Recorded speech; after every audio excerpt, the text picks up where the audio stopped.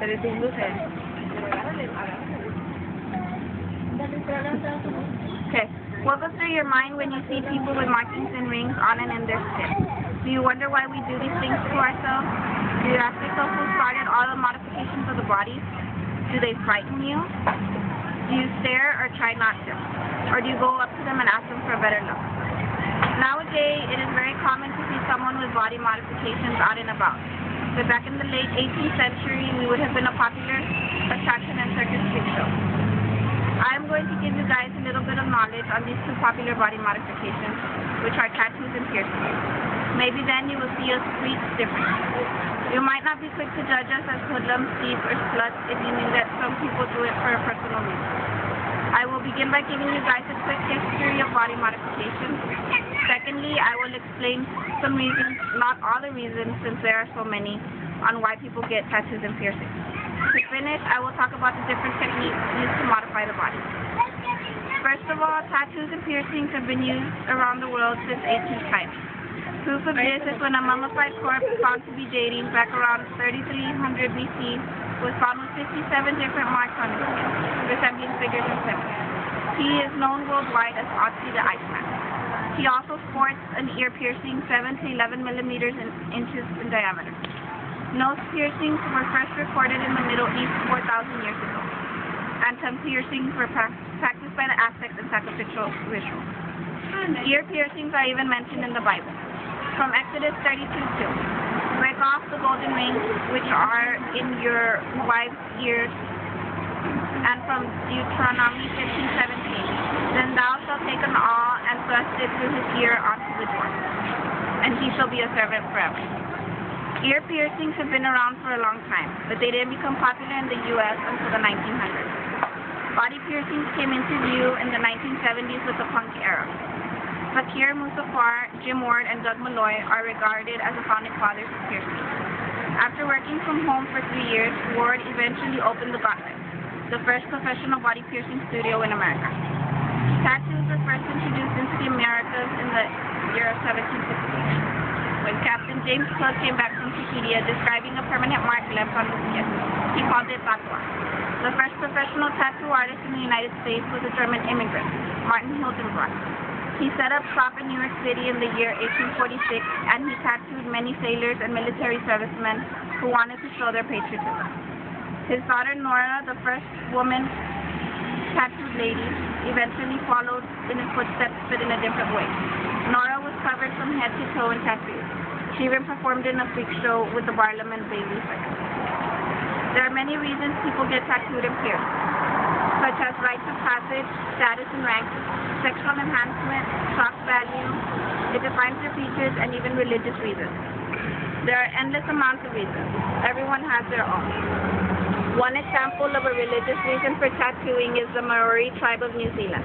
They tattoo themselves to look like the demon deity they worship. The Maori do this to gain the power and acceptance of their idol. Another example is how the women from the Fulani tribes of Mali tattoo their bottom lip. They do this to enhance their beauty, and once they get married, they tattoo the top lip as a sign of belonging. African tribes have different piercings to show the tribe they belong to and what rank they hold. For example, the Dogon tribe from Africa pierce their ears, nose, and lip to show tribal identity. They believe that it helps to ward off evil spirits. In Mexican culture, we have a tradition that newborn girls take a hospital with their ears pierced. It is a tradition practiced in many families. Nowadays, people pierce and tattoo themselves because it is a popular trend. It makes them stand out in a crowd. I, for one, have pierced and tattooed myself in different times in my life to signify a certain moment. My 16th birthday, my graduation, my son's birth, my divorce. You all can't tell me that you have never seen anyone with ink or shiny metal in their skin. Well, maybe you can, because now there's glow-in-the-dark tattoo ink and clear piercing. There are thousands of charms used to dangle from this. I've seen a guy with beer bottle caps in his ears. There are so many colors and types of ink used to use on your tattoos. There are several techniques for tattooing, which are the Western, Japanese, Samoan, and ancient Thai techniques. The Western technique is the most common technique used. It's the mechanical one with the machine. The Japanese one is a bamboo stick with a bunch of needles on the end. They dip the needles in ink and pierce the skin manually in a rhythmic motion. The Samoan technique has two instruments. One is a bone-tipped rake and the other is a stick used for striking. The artist dips the rake in ink, puts it against the stick and the skin, then strikes the stick and punctures the skin. Ancient Thai technique is much like the Samoan. It's a long brass tube with a sliding pointed rod inside. The artist dips the point in ink and with one hand holds still the end against the skin and pierces the skin with the other. Tattoos can take a very long time and it depends on the size of piece you want. It can be done in different sessions.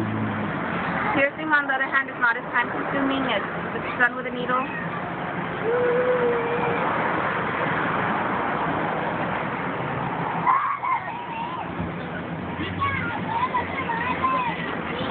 If it's done with a needle, it's just in and out. The person who's going to insert the needle, they hold it in place and then follow the needle through with the jewelry that you want in your skin. You could also do your piercings with a piercing gun. They are much like staplers. They use force to pierce the jewelry through the skin. Pierce and taper is used for large gauge piercings. This method is similar to the needle method. The artist starts the same way. They insert the needle, then they put in a tapered steel bar to widen the opening.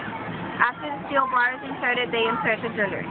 I have given you some but not all the vast history on tattoos and piercings. I have also told you some reasons and beliefs that people have that cause them to modify their bodies. I finally told you some techniques that are used to create tattoos and piercings. It may not change your opinion of those people you see with ink on their skin or with holes in their face, but at least now you know some reasons why they might have done it. Does this information I have given you change your ideas and judgments on us freaks? Tattoos and piercings are becoming more and more popular, and once you start, it's kind of addicting.